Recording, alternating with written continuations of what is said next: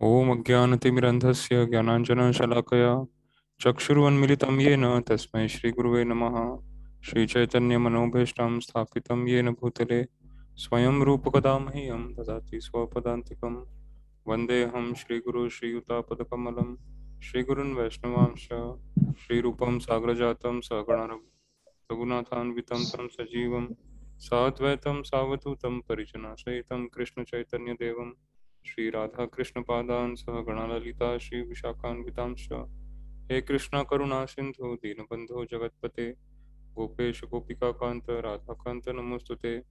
तप्त कांचन गौरांगी राधे वृंदावनेश्वरी वृषभानुसुते देवी प्रणमामि हरिप्रिये। वाञ्छाकल्पतरुभ्यश्च कृपा सिन्धुभ्यैव च पतितानां पावनेभ्यो वैष्णवेभ्यो नमो नमः। नमः ओं विष्णुपदाय कृष्णप्रेष्ठाय भूतले श्रीमते भक्तिवेदांत स्वामी इति नामिने। नमस्ते सरस्वती देवे गौरवाणी प्रचारिणे निर्विशेष शून्यवादी समस्त देश धारिणे। जय श्री कृष्ण चैतन्य प्रभु नित्यानंद श्री अद्वैत गदाधर श्रीवासादि गौर भक्तवृंद। हरे कृष्णा कृष्ण कृष्ण हरे हरे हरे राम राम हरे हरे। मुखं करोति वाचालं पंगुं लंघयते गिरिं यत्कृपातमहं वन्दे श्रीगुरुदीनतारिणं। न धनं न जनं न सुन्दरीं कवितां वा जगदीशकामे मम जन्मनि जन्मनीश्वरे भवतात् भक्तिरहेतुकी त्वयि। तृणादपि सुनिचेन तरोरपि सहिष्णुना मानिना मानदेन कीर्तनीय सदा हरि।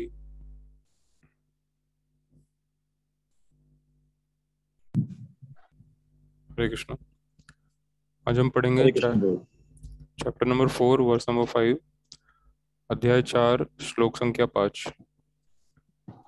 सभी श्लोक रिपीट करिए। श्री भगवान उवाच श्री भगवान उवाच श्रीभगवानुवाच बहूनि मे व्यतीतानि बहूनि मे वित्तानि जन्मानि तव चार्जुन जन्मानि तव अर्जुन तान्यहं वेद सर्वाणि तान्यहं सर्वाणि सर्वाणि न त्वं वेत्थ परन्तप। न न त्वं त्वं वेत्थ वेत्थ परन्तप। परन्तप।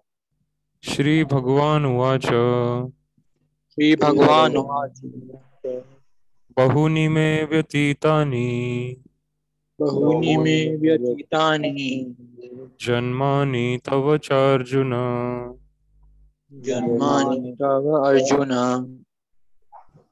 तान्यहं वेद सर्वाणि तान्यहं वेद सर्वाणि वेद सर्व न न त्वं वेत्थ परन्तप।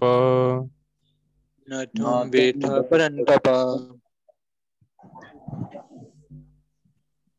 श्री भगवान उवाच श्रीभगवानुवाच बहूनि मे व्यतीतानि बहूनि मे व्यतीतानि जन्मानि तव चार्जुन जन्मानि तव अर्जुन तानि अहं वेद सर्वाणि तान्यहं वेद सर्वाणि न त्वं वेत्थ परन्तप। न त्वं वेत्थ परन्तप। हरे कृष्ण। प्लीज इंग्लिश में पढ़िए। The blessed Lord said, many births, both you and I have passed. I can remember all of them, but you cannot. O subduer of the enemy. Purport. In the Burma Samhita, we have information from many incarnations of the Lord. It is stated here. Advaitam, Achutam, Anantam, Anantam, Rupam, Adyam, Purana, Purusham, Nava, Yonam, Cha, Vedasya, Durlab, Adurlavam, Atma, Bhakto, Govindam, Adi, Pushnam, Tama, Aham, Bhajami. I worship the Supreme Personality of Godhead, Govinda, who is the original person, absolute, infallible, without beginning, although expanded into unlimited form, still the same original, the oldest, and the person always appearing as a fresh truth. Such eternal, blissful, all-knowing from the Lord are usually understood by the best Vedic scholar, but they are always manifest to pure, unallied devotees. It is also stated in Brahma Samhita. रमादि मृत्युश्च कला नियमानां स्थाना नानावतारं क्रोध भुवनेषु किन्तु कृष्ण अहं स्वयं संभवतः परमं पुमानयो गोविंदम आदिपुरुषं तमाम अहं भजामि. I worship the Supreme Personality of Godhead, Govinda, who is always situated in various incarnations such as Rama, Narasimha, and many sub-incarnations as well. But who is the original personality of Godhead, known as Krishna, and who incarnates personally also? In the Vedas, it is said that the Lord, although one without a second, nevertheless manifests himself in innumerable stone, which changes color yet still remains one. All those multiforms are understood by the pure unalloyed devotees, but not by a simple study of the Vedas. Vedashtu Durlabam Adurlabam Atma Bhakto. Devotees like Arjuna are a constant companion of the Lord. And whenever the Lord incarnates, the associate devotees also incarnate in order to serve the Lord in the different capacities. Arjuna is one of these devotees, and in this verse, it is understood that some million of years ago, when Lord Krishna spoke the Bhagavad Gita to the sun god Vivaswan, Arjuna, in a different capacity, was also present. But the difference between the Lord and Arjuna is that the Lord remembered the incidents, whereas Arjuna could not remember. That is the difference between the part and parcels, living entity, and the Supreme Lord. Although Arjuna's address herein as the mighty hero who could subdue the enemies, he is unable to recall what had happened in his various past births. Therefore, a living entity, however great he may be in the material estimation, can never equal the Supreme Lord. Anyone who is a constant companion of the Lord is certainly a liberated person, but he cannot be equal to the Lord. The Lord is described in the Brahma Samhita as infallible, Achyut, which means that he never forgets himself, even though he is in material contact. Therefore, the Lord and the living entity can never be equal in all respects. Even if the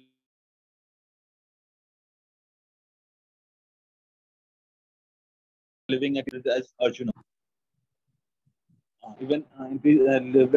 Although Arjuna is a devotee of the Lord, he sometimes forgets the nature of the Lord, but by the divine grace, a devotee can at once understood the infallible condition of the Lord, whereas a non-devotee or a demon cannot understand this transcendental natures. Consequently, this description in the Gita cannot be understood by demonic brains. Krishna remembered acts which were performed by him billions of years before, but Arjuna could not, despite the fact that both Krishna and Arjuna are eternal in nature.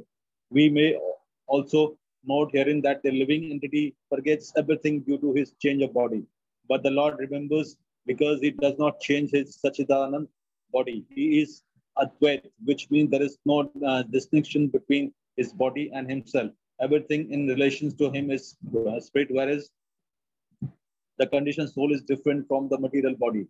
And because the Lord's body and self are identical, his position is always different from the ordinary living entity. Even when he descends to the material platform, the demons cannot uh, adjust themselves to this transcendental nature of the Lord, as the Lord explained in the following verse. Hare Krishna, Krishna Krishna, Hare Hare, Hare Ram, Ram Ram, Hare. Srila Prabhupada ki jai. Hare Krishna Prabhuji. हरे कृष्णा. शिला प्रभुपाद की जय. Please Hindi में पढ़िए. श्री भगवान ने कहा, तुम्हारे तथा मेरे अनेकानेक जन्म हो चुके हैं. मुझे तो उन सब का स्मरण है, किंतु हे परंतु तुम्हें उनका स्मरण नहीं रह सकता है. तात्पर्य: ब्रह्म संहिता में हमें भगवान के अनेकानेक अवतारों की सूचना प्राप्त होती है. उसमें कहा गया है, अद्वैतमच्युतमनादि मनंतरूप माध्यम पुराण पुरुषम नवयौवनम च वेदेषु दुर्लभ मात्म भक्तो गोविंदमादि पुरुषम तम हम भजामि. मैं उन आदि पुरुष श्री भगवान गोविंद की पूजा करता हूँ, जो अद्वैत तथा अनादि हैं.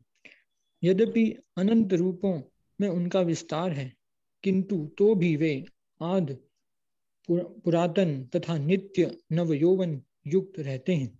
श्री भगवान के ऐसे सच्चिदानंद रूप को प्रायः श्रेष्ठ वैदिक विद्वान जानते हैं, किंतु विशुद्ध अनन्य भक्तों को तो उनके दर्शन नित्य ही होते रहते हैं।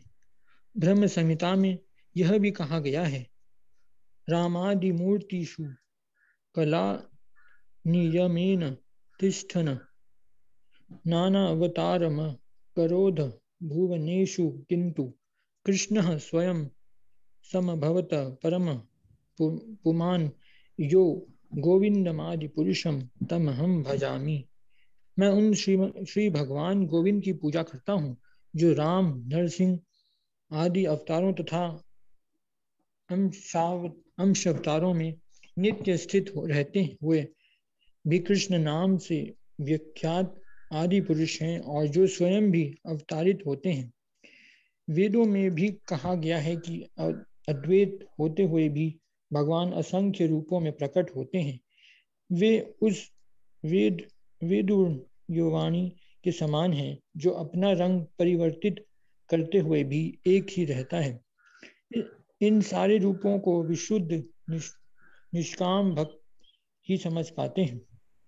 केवल वेदों के अध्ययन से उनको नहीं समझा जा सकता। वेदेषु दुर्लभ महात्मा भक्तो।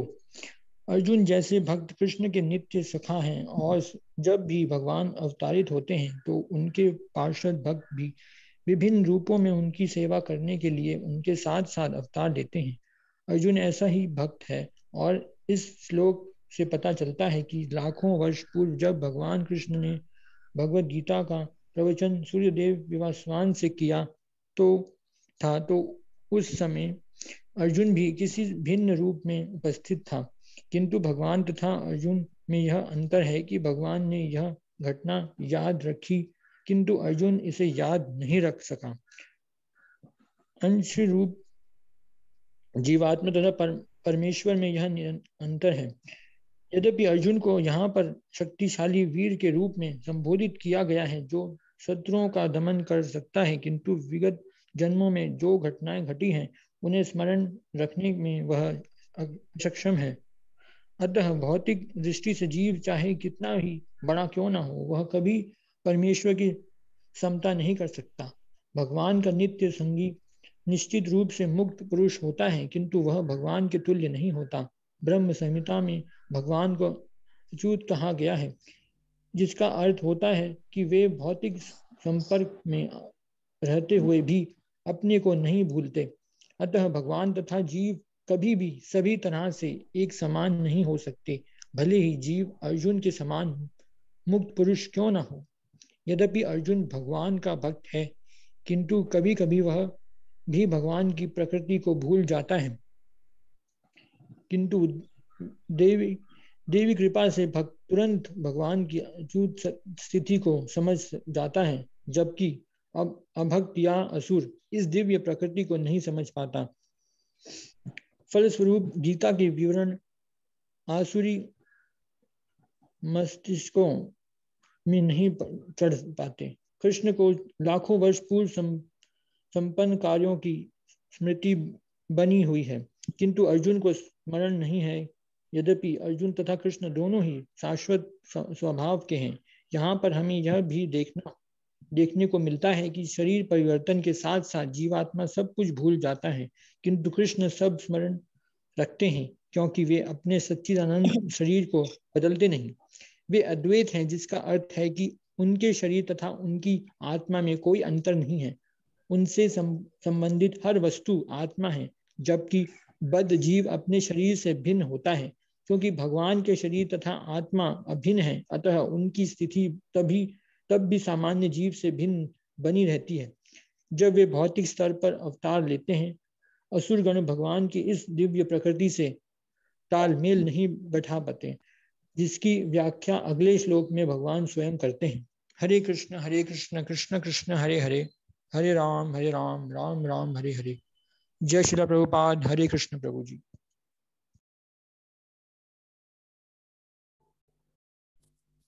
जय श्री प्रभुपाद। हरे कृष्ण। यहाँ पे बहुत सारे इंपॉर्टेंट पॉइंट है। इसको हम एक एक करके समझने का प्रयास करेंगे। सबसे पहला पॉइंट है कि भगवान के बहुत सारे अवतार हैं। तो श्रीला प्रभुपाद जी ने भगवान के अवतारों का विश्लेषण किया है।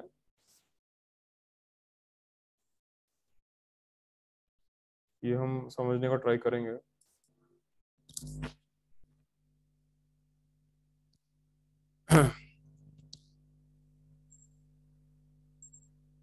तो भगवान के जितने भी अवतार होते हैं उनको 6 तरह के अवतारों में डिवाइड किया गया है।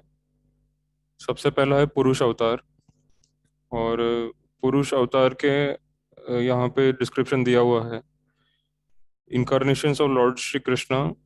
Lord Shri Krishna is the Swayam Rupa personality of Godhead, and all other forms of Godhead are Lord Shri Krishna's plenary portions and integrated parts. Balram is the first plenary manifestation of Lord Krishna. From Baldeva expands Sankarshan, Vasudev, Pradyumna, Aniruddha. From Sankarshan there is an expansion of Narayan, and from Narayan there is a second quadruple expansion of Sankarshan, Vasudev, Pradyumna, Aniruddha. From second Sankarshan comes Mahavishnu, the first Purush avatar. Mahavishnu in the causal ocean is the creator of the aggregate material energy. Garbhodakshai Vishnu is an expansion of Pradyumna. The third Purusha, Shirodakshai Vishnu, is an expansion of Aniruddha. तो ये पुरुष अवतार है। इसके बारे में हम chapter number 7 में पढ़ेंगे। चैप्टर नंबर 7 वर्स नंबर 4 में जब भगवान कहते हैं भूमि आपो अनलो वायु खाम मनो बुद्धि रेवच अहंकार इतियम में भिन्न प्रकृति अष्टधा। उस श्लोक के तात्पर्य में शिला प्रभुपाद जी ने बताया है कि उनके पुरुष अवतार होते हैं 3 प्रकार के। कारणोदक्षाई विष्णु, शिरोदक्षाई विष्णु और गर्भोदक्षाई विष्णु। उससे पहले के जो अवतार है वसुदेव, संकर्षण, अनिरुद्ध, प्रद्युम्न और नारायण, और उससे भी पहले ये 4 होते हैं, और वो 4 आते हैं भगवान कृष्ण से। तो प्रकृति के पहले भगवान कृष्ण उपस्थित थे। प्रकृति जब रचना हुई, ये भौतिक मटेरियल वर्ल्ड जब बना, उसके पहले कृष्ण भगवान उपस्थित थे और उन्होंने अपना विस्तार किया 4 रूपों में। संकर्षण, अनिरुद्ध, प्रद्युम्न, वसुदेव। उसमें से जो संकर्षण है उसमें से नारायण का विस्तार हुआ। नारायण में से फिर से संकर्षण, अनिरुद्ध, वसुदेव, प्रद्युम्न का विस्तार हुआ। उसमें से संकर्षण से महाविष्णु का अवतार हुआ, और महाविष्णु के बाद गर्भोदक्षाई विष्णु और शिरोदक्षाई विष्णु, इनका भी प्रद्युम्न और अनिरुद्ध से विस्तार हुआ। तो ये सृष्टि के पहले की बात है। और सृष्टि बनने के बाद, मतलब सृष्टि जिन्होंने बनाई ब्रह्मा जी, उनका जन्म हुआ गर्भोदक्षाई विष्णु की नाभि से। और गर्भोदक्षाई विष्णु की नाभि से जब एक कमल पैदा हुआ, उस कमल पे ब्रह्मा जी का जन्म हुआ। तो ब्रह्मा जी जीव तत्व में आते हैं। और ये सारे जो इससे पहले के जितने रूप है भगवान के, नारायण और महाविष्णु और संकर्षण, अनिरुद्ध, प्रद्युम्न, वसुदेव और भगवान श्री कृष्ण, ये जितने भी रूप है, ये जीव तत्व में नहीं आते, ये ईश्वर तत्व में आते हैं। इनको भगवान का पुरुष अवतार कहते हैं, श्री कृष्ण का पुरुष अवतार। और पुरुष अवतार से ये सारे ब्रह्मांड पैदा होते हैं। गर्भोदक्षाई विष्णु की नाभि से ब्रह्मा जी का जन्म होता है, और फिर ब्रह्मा जी को ज्ञान देते हैं भगवान। ब्रह्मा जी को वेदों का ज्ञान देते हैं, 4 वेदों का। और हमारे ब्रह्मांड में जो ब्रह्मा जी है उनके 4 सिर है, तो उनको 4 वेदों का ज्ञान है। उनके जितने सिर है, हर हर एक मुंह में से उनके एक वेद का ज्ञान निकलता है। और वो जो वेदों का ज्ञान है वो उनके हृदय में भगवान कृष्ण ने प्रकट किया सृष्टि बनने से पहले।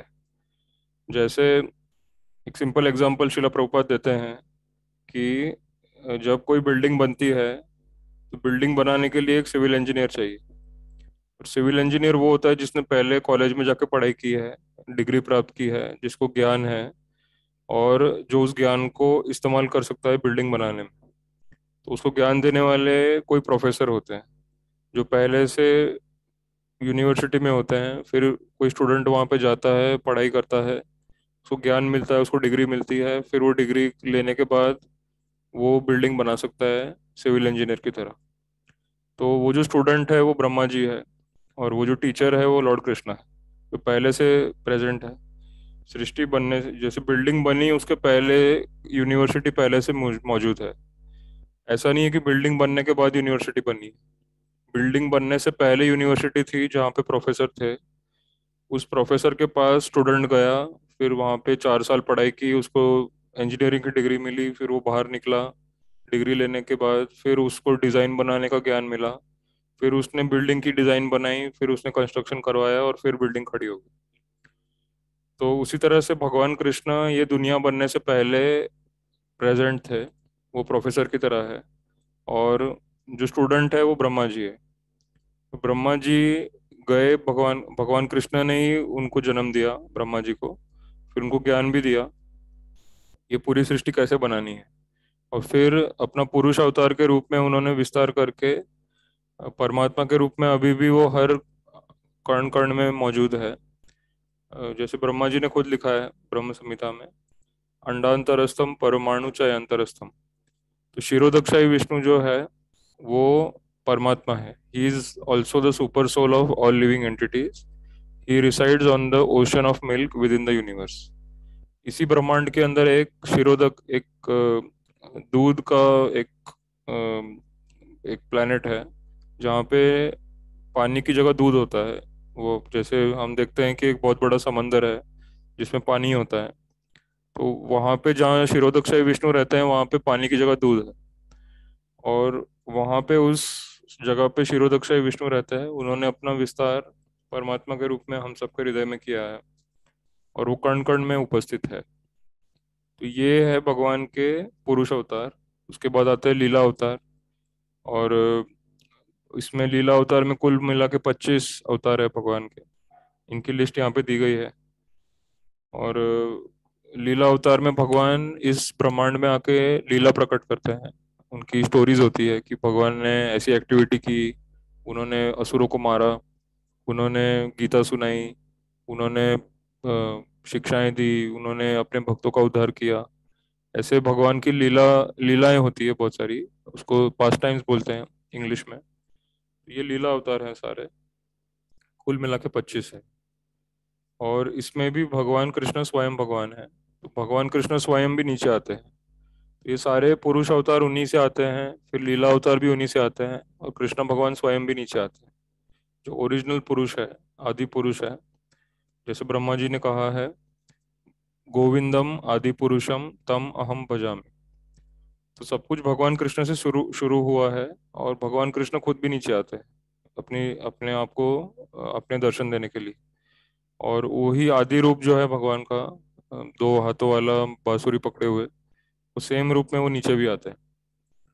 तो इसीलिए भागवतम में लिखा है, कृष्णस्तु भगवान स्वयं। भगवान कृष्ण स्वयं भगवान है, जिनसे सब कुछ शुरू हुआ है, जिनसे सारे अवतार आए हैं। तो वो ओरिजिनल पर्सन है, सुप्रीम पर्सनालिटी ऑफ गॉडहेड। वो स्वयं ईश्वर है, स्वयं भगवान। फिर अगला है गुण अवतार।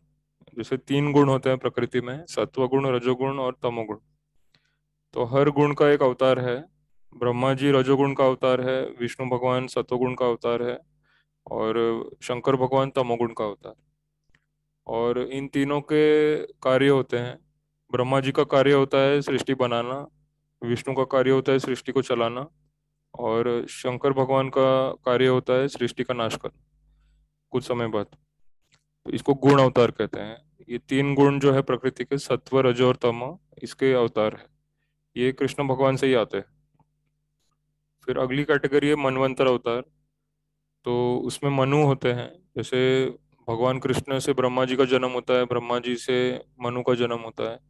इस तरह से मतलब ब्रह्मा जी को प्रजापति कहा जाता है, और प्रजापति से मनु का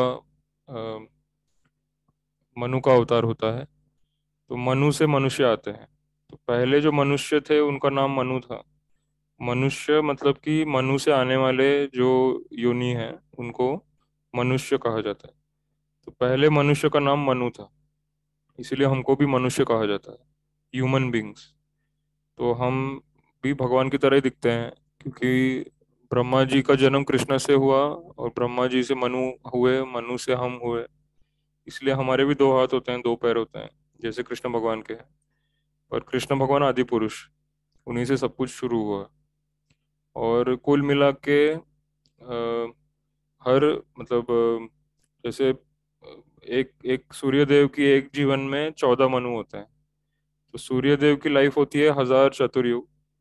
और एक चतुर्युग मतलब सत्ययुग, त्रेता युग, द्वापर युग, कलयुग, ये चार मिला के एक चतुर्युग होता है। इसकी अवधि होती है 43,20,000 ईयर्स। और ऐसे 1000 युग मतलब 432 करोड़ साल। 432 करोड़ साल इतनी सूरज की लाइफ होती है, सूर्य की लाइफ। और उतना टाइम ब्रह्मा जी के प्लेनेट पे दिन होता है, 12 घंटे। तो ब्रह्मा जी के लिए जो 12 घंटे हैं वो सूर्यदेव के लिए एक पूरी लाइफ है। और सूर्यदेव की पूरी लाइफ में 14 मनु होते हैं। 14 मनु के नाम यहाँ पे दिए हुए हैं, ये आप पढ़ सकते हैं। और ये 14 मनु की लाइफ होती है करीब 72, हर मनु की लाइफ होती है 72 चतुर्युग। तो ये सारे कैलकुलेशन दिए हुए हैं मनवंतर अवतार के। तो सूर्यदेव की एक लाइफ में 14 मनु आते हैं, उन सबके नाम भी दिए हैं, तो इनको मनवंतर अवतार कहा जाता है। फिर एक युग अवतार होता है कि हर युग में भगवान एक स्पेशल रूप लेते हैं धर्म की स्थापना करने के लिए। तो सत्य युग में भगवान का कलर वाइट कलर का था, और त्रेता युग में लाल कलर के रूप था। द्वापर में काले रंग के थे, कृष्ण भगवान स्वयं आए थे। और कलयुग में उनका रूप है चैतन्य महाप्रभु का, गोल्डन कलर का। तो इनको कहते हैं युग अवतार। हर युग में भगवान आते हैं, संभवामि युगे युगे, ये अब हम पढ़ेंगे अगले श्लोक में। और लास्ट है शक्त्यावेश अवतार। तो ये स्पेशल कैटेगरी है शक्त्यावेश अवतार की, जिसमें भगवान किसी जीव को स्पेशल पावर देते हैं। और फिर वो जो जीव है वो एक्चुअली ईश्वर तत्व में नहीं आता है, पर वो ईश्वर की तरह ही कार्य करता है। तो जैसे हमने कहा कि ब्रह्मा जी है और सारे देवता है, मनु है, ये सब जीव के कैटेगरी में आते हैं। और उनमें बहुत सारी पावर होती है, और अति मानवीय पावर होती है, मतलब कोई साधारण मनुष्य नहीं कर सकता। पर उनको देख के ऐसा लगता है कि ये तो मनुष्य की कैटेगरी से ऊपर है, ये स्पेशल है। जैसे शिला प्रभुपाद जी हैं, उनको भी शक्त्यावेश अवतार माना जाता है, क्योंकि प्रभुपाद जी ने 10 साल में जो कार्य किए वो कोई हजारों जन्मों में भी नहीं कर सकता। केवल 10 साल में उन्होंने जो पूरा पूरे वर्ल्ड में इतनी बड़े मूवमेंट को खड़ा करके दिखाया, इतना तो कोई व्यक्ति हजारों जन्मों में भी नहीं कर सकता। तो इसीलिए प्रभुपाद जी को भी सत्यावेश अवतार माना जाता है। भगवान कृष्ण ने उनको स्पेशल पावर दी है। और इसलिए और एक और एग्जाम्पल है परशुराम जी का, नारद मुनि है, और बहुत सारे एग्जाम्पल है शक्त्यावेश अवतार के। ऋषभ देव है, कपिल देव है, ये सब शक्त्यावेश अवतार है भगवान के। वो जीव के कैटेगरी में थे, पर उनको स्पेशल पावर मिली, जिनके कारण वो एकदम पावरफुल लेवल पे चले गए, एकदम ईश्वर के लेवल, ऑलमोस्ट ईश्वर के लेवल पे चले गए भगवान की स्पेशल कृपा से। तो इसीलिए प्रभुपाद जी को भी हमें कोई साधारण व्यक्ति नहीं मानना चाहिए, उनके अंदर स्पेशल पावर। और इसीलिए वो इतने हजारों सालों तक जीवित रहेंगे, अभी भी जीवित हैं। और उनको स्पेशल पावर भगवान ने दी है, स्पेशल सिद्धि दी है कि वो 10,000 साल तक जीवित रहेंगे, और वो इस मूवमेंट का मार्गदर्शन करते रहेंगे। ये किसी साधारण मनुष्य के लिए पॉसिबल नहीं है। कोई भी साधारण मनुष्य 10,000 साल तक नहीं जीवित रह सकता, पर प्रभुपाद जी 10,000 साल तक जीवित रहेंगे, अभी भी जीवित हैं, और आगे भी 10,000 साल तक जीवित रहेंगे, इस मूवमेंट को चलाते रहेंगे। तो इसीलिए प्रभुपाद जी लास्ट कैटेगरी में आते हैं, शक्त्यावेश अवतार। प्रभुपाद जी जीव की कैटेगरी में हैं, पर उनको स्पेशल पावर देकर भगवान ने उनको बहुत ईश्वर, ऑलमोस्ट ईश्वर के लेवल पे उनको एलिवेट कर दिया है। तो ये 6 प्रकार के अवतार होते हैं भगवान के। और ये 6 प्रकार के अवतारों को जो समझ लेता है वो भगवान को काफी अच्छी तरह समझ लेता है। वैसे तो भगवान को पूरी तरह समझना असंभव है। भागवतम में वर्णन है कि भगवान खुद को भी नहीं पूरी तरह समझ सकते, पर हम थोड़ा बहुत समझ सकते हैं, मतलब थोड़ा सा, मतलब 0.1% या 0.001% ट्राई कर सकते हैं समझने का। तो अगर हमें ये 6 अवतारों के बारे में थोड़ा बहुत पता है कि भगवान के 6 प्रकार के अवतार होते हैं और स्वयं भगवान भी आते हैं अपने ओरिजिनल रूप में, तो फिर हमारी श्रद्धा बढ़ जाती है भगवान में, कि भगवान इतने शक्तिशाली है, इतने पावरफुल है, और इतने सारे अवतार ले सकते हैं, और इतने सारे अवतार लेकर वो सृष्टि को चला सकते हैं। वो ब्रह्मा का रूप लेके सृष्टि बना सकते हैं, विष्णु का रूप लेके सृष्टि चला सकते हैं, और शिव का रूप लेके वो सृष्टि का नाश भी कर सकते हैं, और वो सृष्टि फिर से बना सकते हैं, और अपनी लीलाएं भी प्रकट कर सकते हैं। और बहुत सारे देवताओं के रूप में, मनु के रूप में, ब्रह्मा के रूप में भी आ सकते हैं। और ये सारे भगवान के विभिन्न रूप है। यहाँ पे एक बहुत अच्छा एग्जाम्पल दिया है शिला प्रभुपाद ने वैदुर्य मणि का, कि वैदुर्य मणि एक ही होता है बट उसका कलर चेंज होता है, और अलग अलग एंगल से आप देखोगे तो अलग अलग रंग दिखेंगे आप। भगवान कृष्ण एक ही है, पर वो इतने सारे रूप ले सकते हैं। जो 6 प्रकार के हमने रूप देखे हैं अभी, 6 प्रकार के अवतार देखे, वो सारे अवतार भगवान ले सकते हैं। तो भगवान वैदुर्य मणि की तरह है। और दूसरी बात कि भगवान कभी भी बूढ़े नहीं होते, वो हमेशा जवान रहते हैं। कृष्ण भगवान हमेशा यंग दिखते हैं, और हमेशा वो एकदम एनर्जेटिक एक्टिविटी करते रहते हैं। उनके अंदर बहुत सारी ऊर्जा है, बहुत सारी एनर्जी है, और वो लीलाएं करते रहते हैं। तो उनकी एनर्जी कभी खत्म नहीं होती है, भगवान कृष्ण की, और उनकी एनर्जी इनफाइनाइट है। तो इसीलिए वो हमेशा लीला करते रहते हैं, इस सृष्टि को बनाते रहते हैं, फिर से नाश होता रहता है। वो अपनी लीला प्रकट करते रहते हैं, और हमें बार बार इनवाइट करते रहते हैं कि आप आओ और सब हरे कृष्णा बोलो और उनको प्रणाम करो। मनमना भव मद भक्तो मद्याजी माम नमस्कुरु। तो भगवान बार बार हमें इनवाइट करते रहते हैं। तो प्रभुपाद जी कहते हैं कि भगवान के जो फॉलोअर्स हैं उनको भी यही करना है, भगवान का नाम लेते रहना है और सबको इनवाइट करते रहना है कि आओ और हरे कृष्णा बोलो और चैंटिंग करो और भगवान का दर्शन करो, प्रसाद लो और डांस करो। कि भगवान भी यही करते हैं, यही काम है भगवान का। वो सबको इनवाइट करते रहते हैं अपनी तरफ, कि इस माया में मत रहो, जाग जाओ। और माया में क्या रखा है? जन्म मृत्यु रखा है, बुढ़ापा रखा है, और बीमारियां है, बुढ़ापा है, यही सब है माया के अंदर। तो वहां पे क्यों अपना समय बर्बाद कर रहे हो? मेरे पास आओ। मैं तुम्हें माया से मुक्त कर दूंगा, जन्म मृत्यु से मुक्त कर दूंगा, तुम्हें शांति दूंगा, तुम्हें आनंद दूंगा, तुम्हें एक्चुअल में जो कुछ चाहिए वो सब मैं दूंगा तुम्हें। तो ये भगवान बार बार इस बात को हमें याद दिलाते हैं, बार बार हमें इनवाइट करते हैं कि माया को छोड़ो, मेरे पास आओ। तो हम जब इतना ज्ञान लेते हैं भगवान का, तो हमें समझना चाहिए कि अब समय है कि हम भगवान को शरणागत हो जाए। अब इतना सारा ज्ञान पढ़ के अगर हम भगवान की शरण में नहीं जाएंगे, हम अपना समय वेस्ट करते रहेंगे, तो फिर उसका मतलब हम इस ज्ञान का कोई उपयोग नहीं कर रहे हैं। ये सिर्फ किताबी ज्ञान बन के रह जाएगा। भगवान के बारे में इतना सारा ज्ञान प्रभुपाद दे रहे हैं, उसका उद्देश्य एक ही है कि आप पूरी तरह कृष्ण भगवान को समर्पित हो जाओ। जब हम किसी बड़े व्यक्ति के बारे में सुनते हैं, प्रभुपाद जी एक और एग्जाम्पल देते हैं अपने लेक्चर में, कि जब आप किसी महान व्यक्ति के बारे में सुनते हैं तो आप उसके प्रति थोड़ा समर्पित हो जाते हैं, कि मुझे भी ऐसा बनना है, मुझे इनके लिए कुछ करना है, कुछ सेवा करनी है इनकी।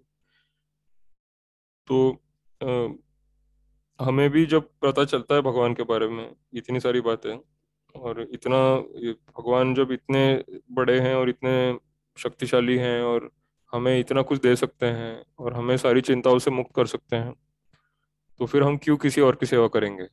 हम भगवान की ही सेवा करेंगे। इसी को बुद्धिमत्ता कहते हैं। प्रभुपाद कहते हैं this is called intelligence. Intelligence means to know about Krishna and to surrender to Krishna.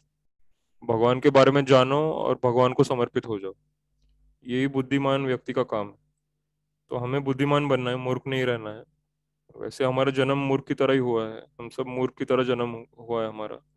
पर अभी हमको मौका दिया जा रहा है कि हम बुद्धिमान बने। इतना सारा ज्ञान जो है भगवान का, पूरी तरह समझे इसको, और फिर कृष्णा का ही चिंतन करें। कृष्ण के अलावा कोई और चिंतन नहीं करना है। जो कुछ हमें चाहिए, जो कुछ अनुभव हमको करना है, सब कृष्णा के अंदर है। जितने भी रस है, जितने भी अनुभव हमको करने हैं, वो सब कुछ कृष्णा के अंदर है। और अनलिमिटेड मात्रा में है, इनफाइनाइट है। जितना चाहिए उतना है, और जितना चाहिए उससे ज़्यादा है। मतलब हमको जितना आनंद लेना है और जितना एक्सपीरियंस करना है जीवन को, वो सारा एक्सपीरियंस भगवान में अनंत मात्रा में। हरि अनंत, हरि कथा अनंत।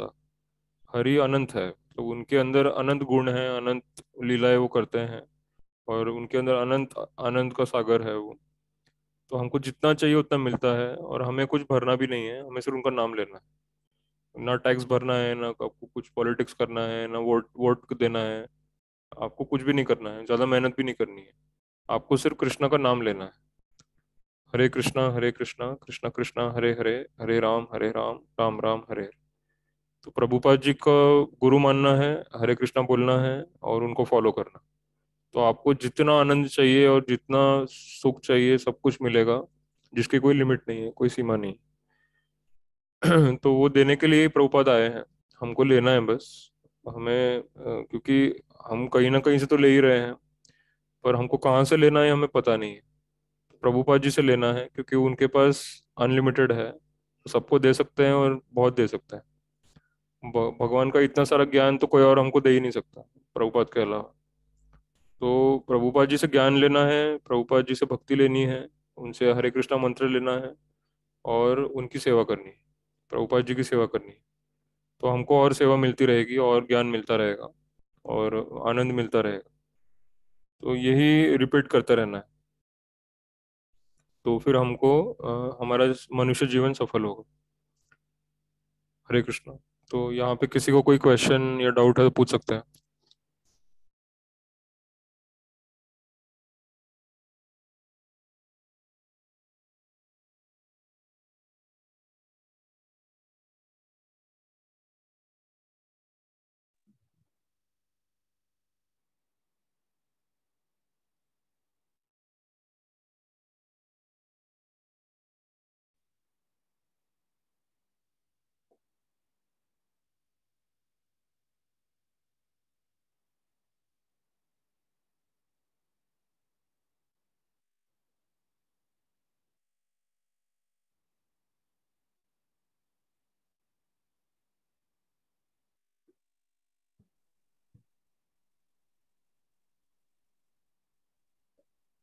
हरे कृष्ण प्रभु जी। हरे कृष्णा।